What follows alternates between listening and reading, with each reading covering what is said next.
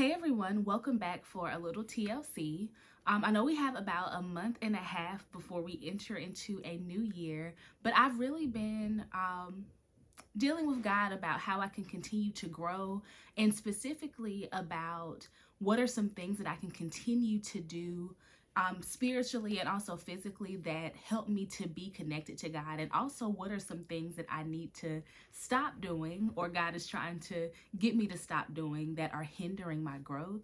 And so I think for the next couple of weeks we're going to be talking about growing. We're going to be talking about remaining in God, which is actually one of the pillars of TLC Ministries. I don't know if y'all knew that, but if you didn't, now you know.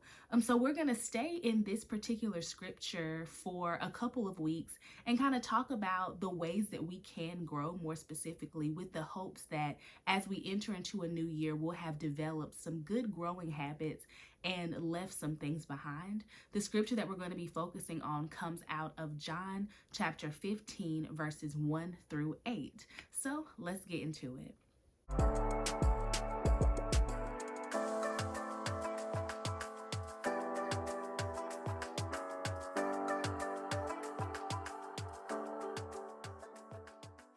John chapter 15, verses 1 through 8 reads, and this is Jesus talking, "I am the true vine, and my Father is the gardener. He cuts off every branch in me that bears no fruit, while every branch that does bear fruit, he prunes so that it will be even more fruitful. You are already clean because of the word I have spoken to you. Remain in me as I also remain in you. No branch can bear fruit by itself. It must remain in the vine. Neither can you bear fruit unless you remain in me. I am the vine. You are the branches. If you remain in me and I in you, you will bear much fruit. Apart from me, you can do nothing. If you do not remain in me, you are like a branch that is thrown away and withers.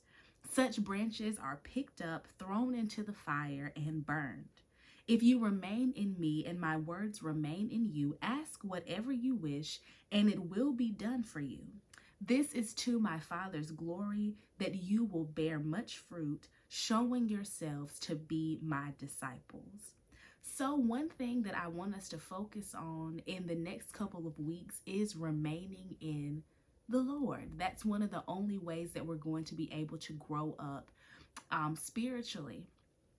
So one thing that I want to challenge you all to do this week is to think about some things that you do that make you feel connected to God. Okay, I realized that as I've been thinking about this for the last couple of weeks, that there are some things I know that I do that make me feel connected to God, but I've kind of fallen off of those things.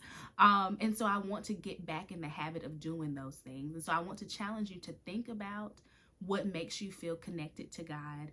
And then I want to challenge you to do that thing or those things at least one time per week until the end of the year. Okay, so whatever you do that makes you feel closer to God, do that thing at least once a week until the year ends. And my prayer is that as you do this thing, it'll become a habit that you want to do every day and make it a more consistent part of your spiritual practice. I've been doing this myself for the last couple of weeks, and I have found that I feel so much better when I'm being intentional about remaining in God and being connected to God. And I didn't even realize that I had let myself go in this area. So yeah, that is my challenge for you all this week. If you want to comment some things that you do that make you feel close to God, please do so that other people might have some tips. And yeah, I'm excited for us to delve into this scripture because God has shown me many good tips for how we can remain in him, and also how we can get rid of some things that hinder our relationship with him. And so I'm excited about getting into this for the next couple of weeks. But again, be connected to God this week. Be intentional about it. And I pray that grace and peace follow you as you remain in the Lord. All right, I hope y'all have a wonderful week, and I will see you next time for a little TLC. Bye-bye.